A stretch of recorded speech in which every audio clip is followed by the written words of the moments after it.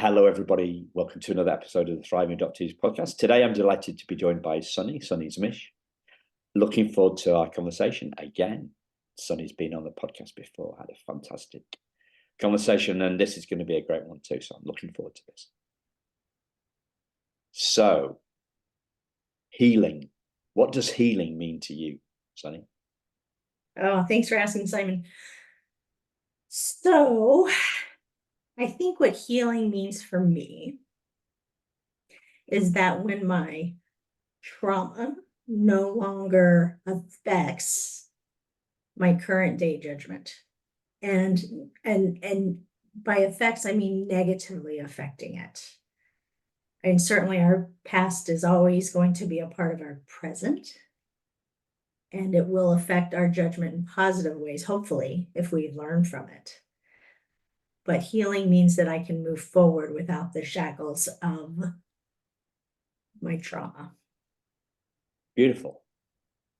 I love it all. I love it all. And I'm very interested in the term judgment. Right? So what do you mean by judgment? Okay, by judgment, I don't mean being judgy, right? So that's not what I mean. Judgment, meaning my decision-making process. Okay. So do you remember the first time you had that thought? Did you have that thought before I asked you the question? No, before you asked the question, I did not have that thought. So you made me really think about it. That it just means, to me, it just means that I have better discernment. Because when I was younger and I was still trapped in my trauma, I was certainly an idiot.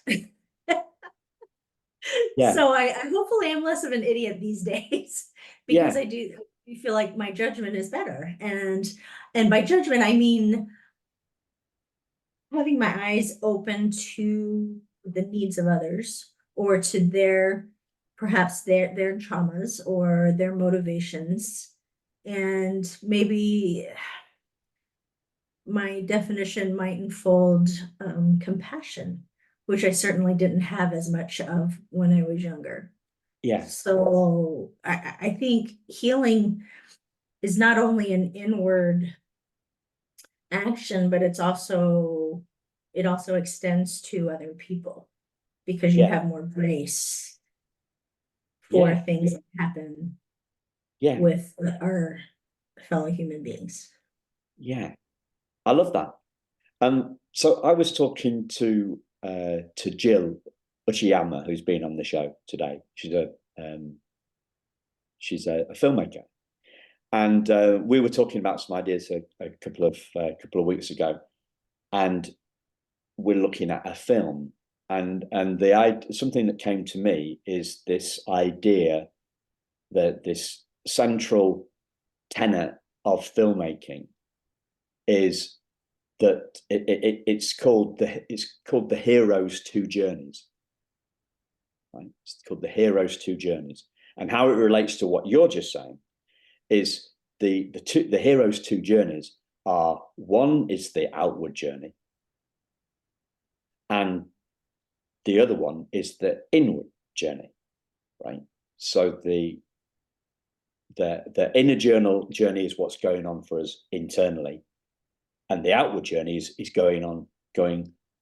what's going on in our relationships with other people. So we might be focused on our adopted parents.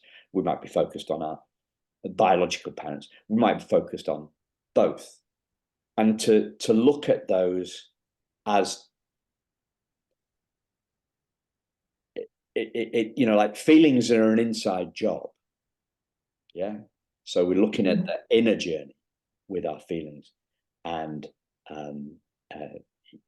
but the world around us, and so it's separating, discerning, to use your word, which I think is a great one. It's discerning, the environment and other people, and our kind of internal environment. And if we can kind of separate those, if we can separate those two, then then hopefully we will be, you know, and I will be, as you are, less, you know, I will be less of an idiot. Right? I will cause less stuff. I will cause less damage. Yeah.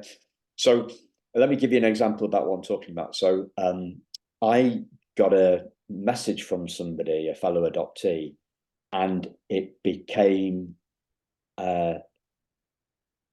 I had really messed up. Okay. I'd messed up. And when I read that email, in the past, that email telling me that I'd messed up would have really upset me. How could I do that? How could I be so silly? Instead, when the email landed in my inbox, I could see the truth in what the person said, right? So I know that I need to change, but the need for me to change isn't like isn't a charged need. Do you know what I mean? I can be I can look forward and hopefully be a better person without beating myself up about what I've done in the past with this particular person. Do you see? Mm-hmm. So for you, do you think healing means that you stop beating yourself up for things that you've done in the past? Yes. Okay. Yes. And I would also have been triggered. So when that email landed, if that email had landed, the one that had landed a couple of days ago, if that had landed, say, 6 months ago, because I did a bit of some therapy stuff before Christmas, I think, and that shifted a few things for me. If that landed 6 months ago, I would have actually felt, you know, like people go red in the face when they're embarrassed. Yes.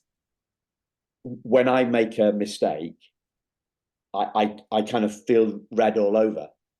Mm-hmm. So it's like it's a flush of, I don't know, embarrassment, pain, shame, beating myself up, and something shifted through this therapy work that I've done, and so I know I know I need to change my behavior, whatever, but I wasn't triggered by the email landing. What specifically, that's really interesting. I hope that's okay that I ask, but what specifically helped you in therapy to make that subtle shift? Okay. So that's the interesting bit, because I started the therapy looking at pre-verbal trauma. So we did body work in the therapy session. Obviously there was some talking, but it wasn't like a talk therapy session. It was it was some mysterious ninja stuff. Wow. Yeah, that happens through doing body work, right? So do you know what I mean? It's pre-verbal, it's non-verbal, I did some work about basically feeling pain, anger, frustration in my body. And where did the therapist say, well, where did you start? You know, like looking at the pain in the chest, I'm feeling it in the chest. And then I actually, as she was doing it, I actually felt it was like a ball, and it started in my chest, and it ran down one arm to my hands, and it ran down the other arm to my hands. And it to me, that kind of signified, if it signifies anything, the need to do something. Yeah. Yeah, the need to do something. So it's like maybe it's an avoidance tactic. So, for example, like so I'm bored, right? So I think, all right, what am I going to do now to get? I need to do something to get out of my boredom. That's what I felt. That's what it felt to me in the therapy sessions when we're talking about our hands. Yeah. But it's mystical ninja stuff, because you're working on pre-verbal trauma. Oh, I absolutely believe in that. Your body holds, our bodies hold our memories before we were able to speak. And there are certain things that trigger it. In fact, I was just writing about that yesterday, my experience in Korea. Yeah. I definitely had pre-verbal memories that surfaced as I went through the markets and all the smells and sights and tastes. Everything just triggered something in me that I couldn't assign a specific memory to, but I knew that I had been there before. So that what you're describing in your body is where you hold those memories because you don't have the language for it. Indeed. And to me, the idea that I've had on the back of that was that we feel the past in the present. We feel, and you mentioned something about that along those lines. You use past and present. We feel the past in the present. So yeah, we feel our past in the present, and then you've got this separation, and I think you've got a differentiation between, I think it's implicit memory and explicit memory. So the implicit memory is the stuff that you haven't got words for, right? You don't remember walking, you don't remember being sat in a pram being pushed around the market when you were a kid. In a pram, that means a stroller? A stroller, yeah. Oh, okay. Okay. Yep. You don't remember that, so it's not an explicit memory. It's an implicit memory. Something's being triggered when you're walking around the market in Korea, present day or whatever it was. Then it's triggered an implicit memory. Yes, that's fascinating, and I'm so pleased and happy for you that you were able to look at it and identify it, not run away from it, and that it's helped you move into a positive mindset. Yeah, thank you. And we're not, as a human race, I don't think we're very good at spotting our own change.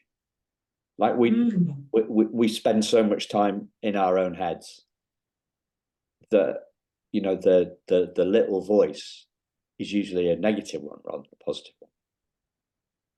Yeah, sure, can be. Yep.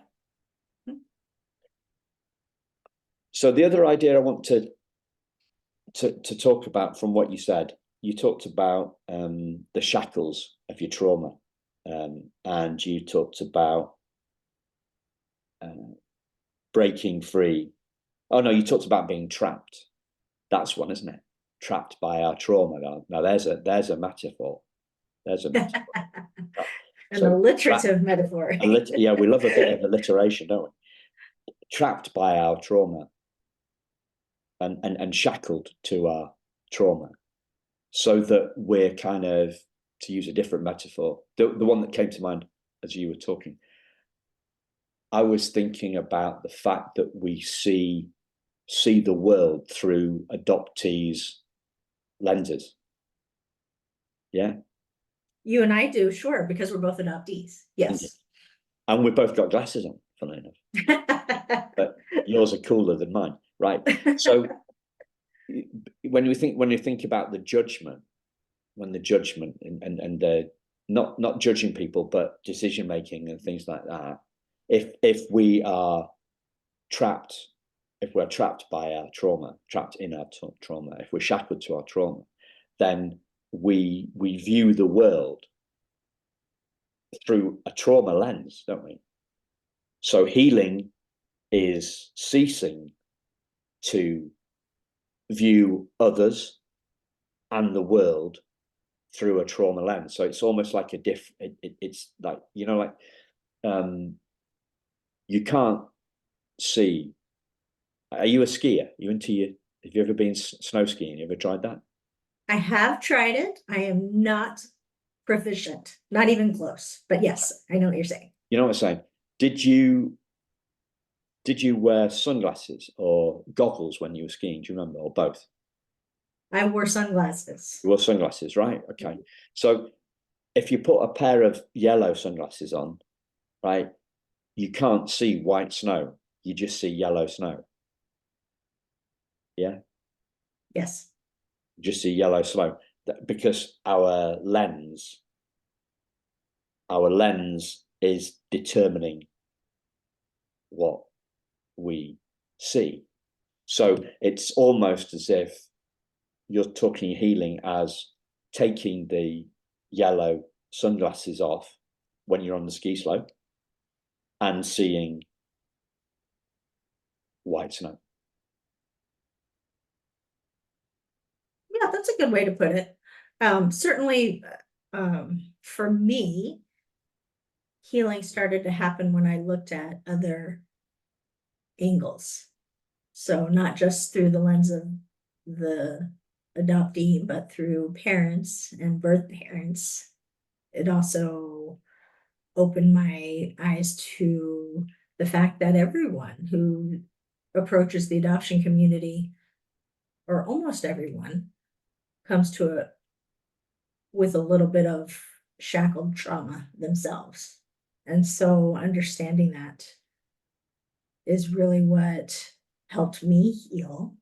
So for you, it was taking your yellow glasses off. For me, it was talking and listening to other people and hearing and really hearing their stories. Yeah. And that was presumably during the process of writing your book or before you wrote the book, was it? Before they wrote the book? It was during the book writing process. Yeah. Yes.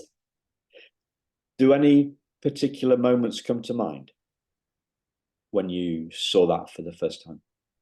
Mm-hmm. Or not the first time, but at a deeper level? So. Oh, for sure. The most notable one for me was when I met my first birth mother.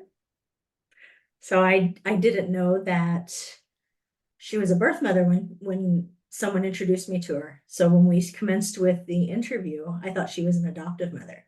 But obviously, within the first minute or two, I figured out, but we kept on with the interview. And just her, oh gosh, she was so emotional and so genuine and just a beautiful person. Just understanding that her trauma came before her daughter was even born.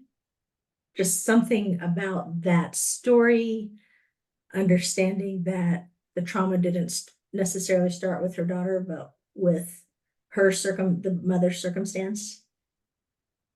Just, it brought me to tears. It just, and then speaking to subsequent birth parents helped me understand that there's more to the community than just adoptees.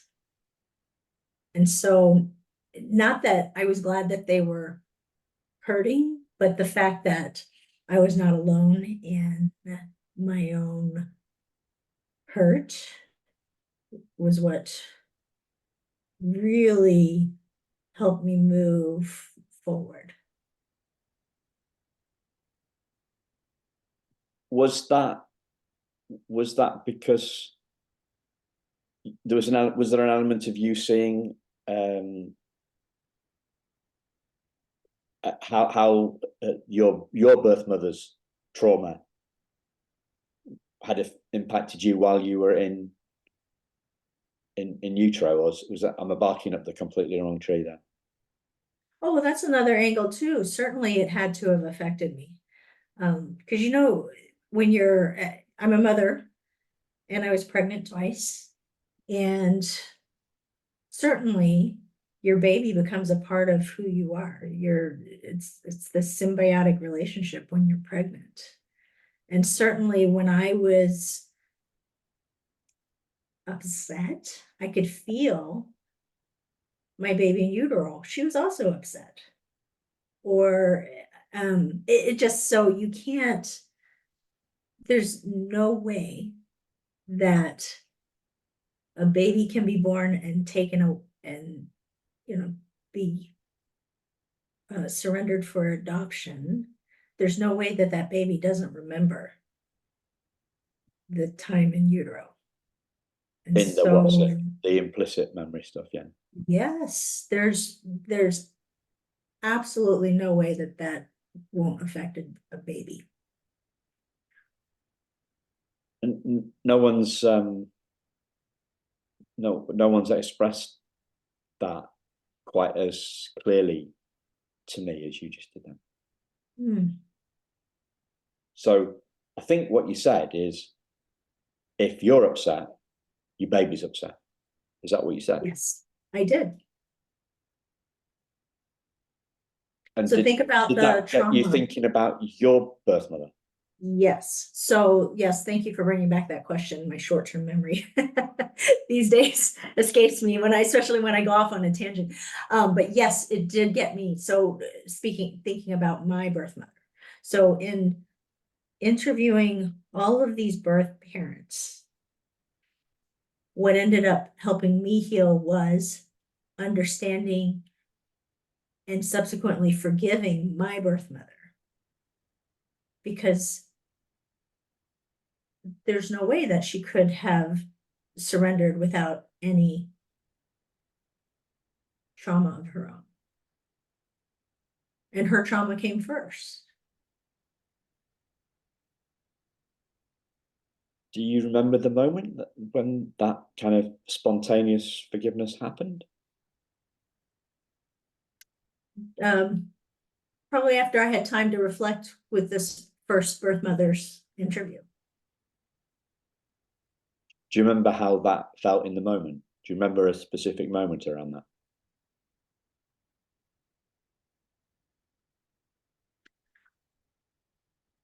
I don't know if it was a specific moment, but it was just trying to give a bit, like maybe I had been this overfilled balloon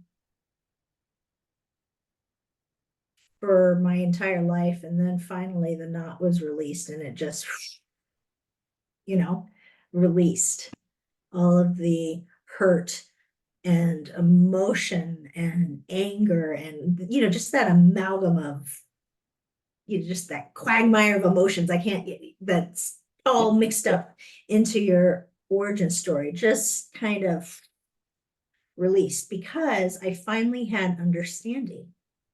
And so the healing, I think, for me, happens when you have understanding of someone else's life and their situation and their circumstance.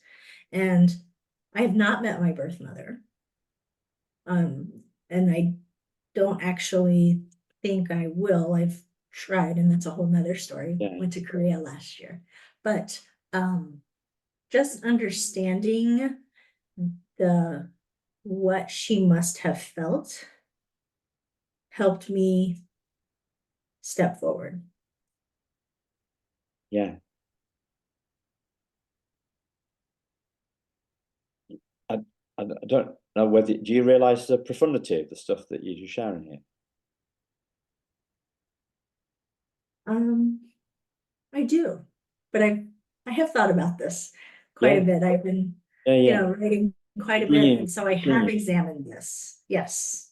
You're bringing tears to my eyes on this stuff. Good ones. Oh, No, good ones. Good ones. Good ones. Yeah.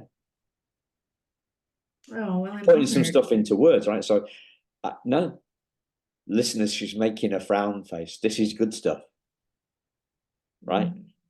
Yeah. Like sometimes I watch, when I get that feeling often when I talk to. We've had a few birth mothers on the show now.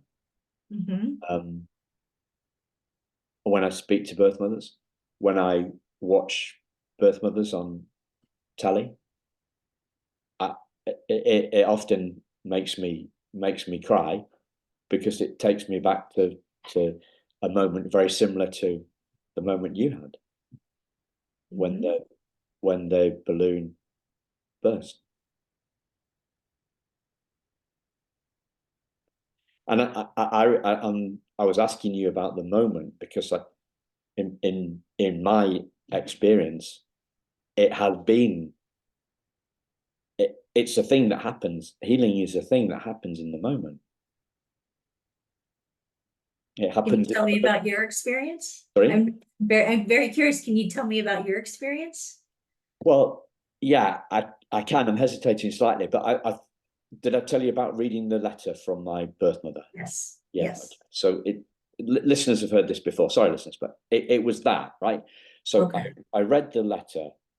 I read the letter from Patricia, my birth mother, and floods of tears came down my face, and they made me realize, well, they gave me the empathy like you gave the empathy. They gave me the insight like you gave the insight, and they, for me, the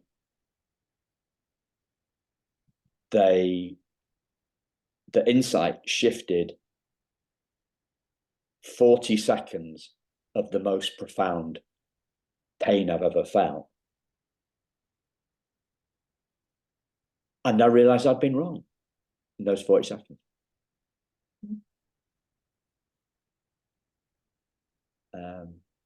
And you put it beautifully, you know, her trauma came before mine.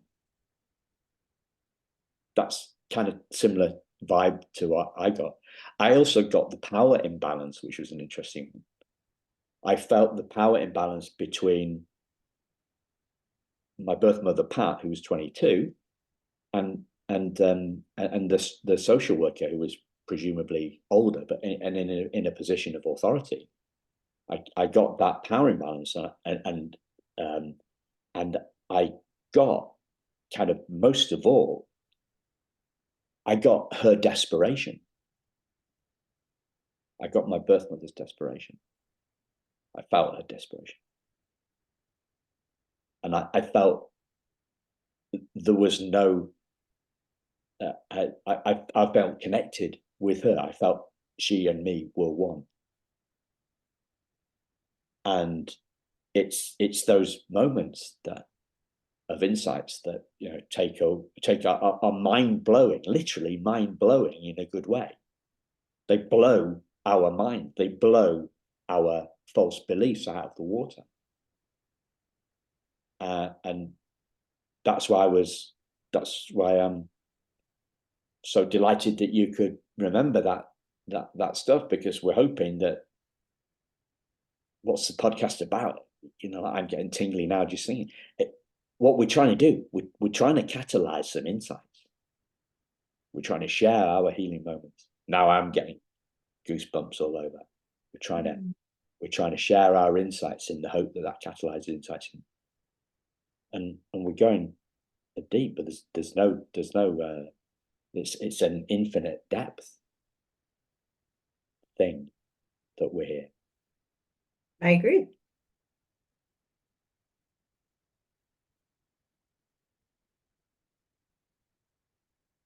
Do any other healing moments come to mind?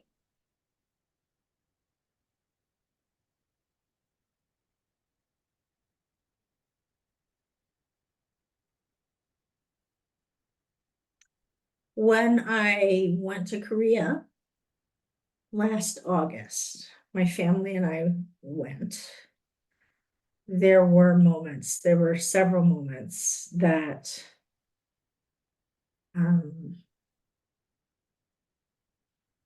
were both. It was somewhat of a mixture. So in America, as a minority, as a Korean, I'm very aware that most people around me are not Asian. And so being in Korea, stepping off the plane, just being in a sea of Asian people in a city, and everyone I just blended in, except for my American clothes, obviously, but they knew I was American in that way. But the few times that I did have on outfits that were somewhat Korean, unless I opened my mouth, I felt like I belonged. So that was healing. And then of course then there's a duality to it. So if I try to order a cup of coffee or something something pretty normal. I also felt sad because I wasn't able to speak the language that I was supposed to speak. I mean, and so I couldn't just have a lighthearted conversation with anybody because I didn't have the language. So then I was reminded, okay, there's a duality to me. I'm very much American, but the Korean part of me is undeniable. So it was healing being in my country of origin in some ways, but it also brought up reminders that my situation is not unique because there are other Korean adoptees, but unusual. What went on for you when I was thinking about their expectations? So you go into a shop, somebody, the person, well, you go into a coffee shop, whatever, you go into a cafe, you walk to the till, and then and the Korean person behind the till looks at you and expects you to talk Korean to her. Yes. And you talk. And then the minute I opened, right. And well, no, I don't talk English. I did take some Korean lessons. So I speak like a toddler. Oh, okay. I speak Korean like a toddler. So I can order coffee, but then if there's anything more to that, I can't. And obviously my accent is American. So oftentimes they would just switch over to English for me. Yeah. So I couldn't get away with it if I had to speak. Yeah. There's I did order a pair of shoes from a beautiful shoemaker, and he made them custom for me because I have very unusual size feet. And when I went to pick them up, a woman was outside taking a picture, trying to get a selfie with him because he's very famous in Korea. And so she looked at me and she just handed me her phone, and I knew what she was saying. I didn't, take a picture of us, so I did. And I handed it back to her, and it was a wordless transaction. So that was fun for me because she thought I was Korean, not an adopted Korean. So that was helpful. Yeah. Yeah, that was a good day. But it doesn't sound like that it jarred for you. It doesn't sound like it was a jarring experience when yes, you ordered the coffee. And you can order the coffee because you know enough to order the coffee, but it doesn't sound like there's a lot of charge to the frustration for you. Oh, well, I think it wasn't really, I wouldn't say it was frustrating. No. I think the adjective I might assign to it was maybe a melancholy or a sadness, or kind of more of a longing, because I knew I was there, and it just made me sad that I couldn't. But at the same time, just being in the presence of my people of origin was very extremely happy for me. Or that brought joy, and my life revolves around food. And so my digestive system that week was beautiful because all of the food, Korean food, agrees with me physically. And so that was just healing, just in taking in the food from that was grown in the soil in Korea. I can have Korean food in America, but there's something a little different about it. But being in Korea, and when we went to my hometown where my orphanage was, very small, we went to a restaurant, and the earthiness of the kimchi and the mushrooms was like none other that I had ever had. And that felt very healing to me. Have you heard the word terroir? No. So I don't know if I pronounced it particularly. It's a French word. So say it again. It's terroir. I can't remember. It's like, when the word territory, think of the word territory, right? It's a bit like that. So winemakers talk about the terroir, which is basically the essence of the soil, right, and the climate, and it's the kind of it's the X factor of the vineyard. Right? That's what that was the thing that came to me when you talked about the earthiness of it, and it tasted. It was the taste of home, wasn't it? It was the taste of home. It was the terroir of home. Absolutely, it was. So we're into a multi-sensual. We're into a multi-sensual thing here. Yeah. We've moved way past the kind of verbal stuff. Yeah. Oh, absolutely. It was, I'm certain I probably tasted it as a baby, or in utero even, the kimchi and the flavors, and absolutely, yes. So not only do you feel the mother's motions, but you absolutely physically get the taste in your mouth as an infant too. It's the taste of home. It's like being home. It was like being home, but it was also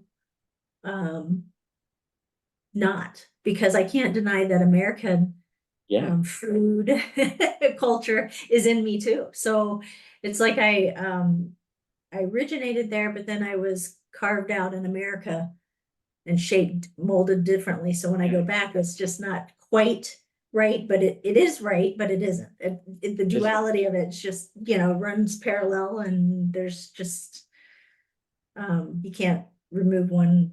Yeah, it cuts both ways. It does. But there doesn't seem to be a lot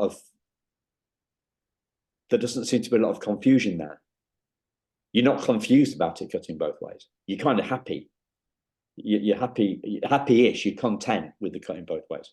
Apart from, did mention about the melancholy. I am content. I don't know that I am content. I mean, I talking about it, you're hearing the happy side, right? So the happy side of fitting, but I don't know that overall I'm happy about it. It is very, it's a push-pull thing. So depending on the day, some days I might be happier about it. Some days it makes me very sad, because I don't necessarily have a way to fit in either culture. So lately I've been communing with other Korean adoptees, and there's a comfort level that we have with each other, even though we don't know each other very well, because it's that same displacement that we all have. What's the word? Diaspora. Right? Right. So and we don't have to try to explain it to anybody. It is just something that's understood. And so we can hang out, and we don't have to have deep conversations, but we can hang out and have a meal or just be. And don't have to get into a deep conversation necessarily, unless we want to, but there's already that understanding. It's unsaid, isn't it? It's an unsaid bond. Yeah. I came up with this idea this morning, which was at peace with the war. Yeah. So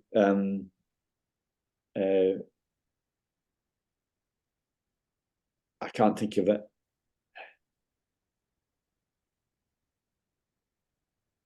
I can't think of an example.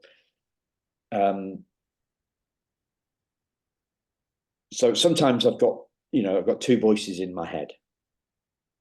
Right. So it's a not very civil war. Right. One is saying, all right, so I'll give you an example. Right. One would be, Simon, you're still not making enough of a difference, and you're not making a living out of making a living out of making a difference, and that and you should have done, right? So that's one thing. And then I would say that another part would me say it doesn't matter, Simon. None of that matters. Forget about that. You've got past that. Don't worry about it, right? So there's a war going on in my head between these two things, and then I get upset about that war, right? But being at peace with the war is saying, well, one side of your brain's always going to say that, Simon, and the other side of the other side of your brain is going to say the other thing, and that's just the way it is. So these two thoughts are never going to reconcile. They're never going to come to peace. They're always going to be at war. But you can be at peace with the war. And by at peace, you don't mean peaceful, you just mean acceptance, right? I mean, yeah, Okay. Accept. Well, yeah, I do mean peace. I do actually mean peace. Mean peace? Okay. Yeah, at one level up. So you Level could up. be, yeah, it's one level up from acceptance, probably a couple of levels up from acceptance. Okay. Well, I don't think I'm there. I think I recognize the war, and I accept that there is a war because I don't have a choice. But for me, it's delving into both sides, and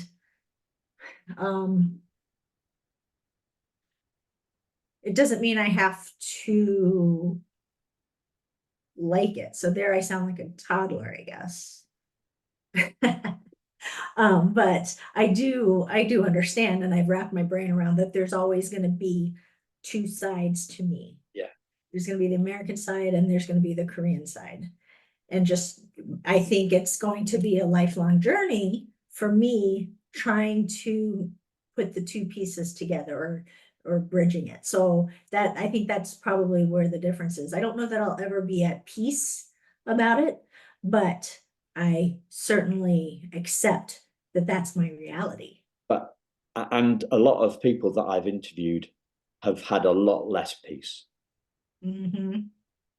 Sure. I mean, sure, you're gonna, you can fight it, or you can look at it and examine it. And so I think in the examination for me is where the healing comes. I mean, that's to bring it full circle, you want to talk about healing, but for me, healing comes along in the examination of my adoption. Yeah. And the other thing I wanted to say is I'm not always at peace with the war. Oh, okay. It's not a steady state. It's not a steady state. It's not constant. It's not like we've had, it's not like it's done over and done. Okay, got it. Comes back, yeah. So okay, so you're human. That's good. And that's it, yeah. So this is the thing, really. Yeah, that is human. If we're okay with not, I've said this, if we're okay with not feeling okay, we're always okay. Yeah. Okay, I'll buy that.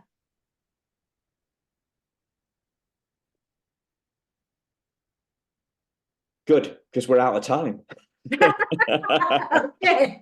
Well, it was lovely to see you again, Simon. Thank you so much for having me. You're welcome. It was lovely. Loved the conversation. Yeah. Yes.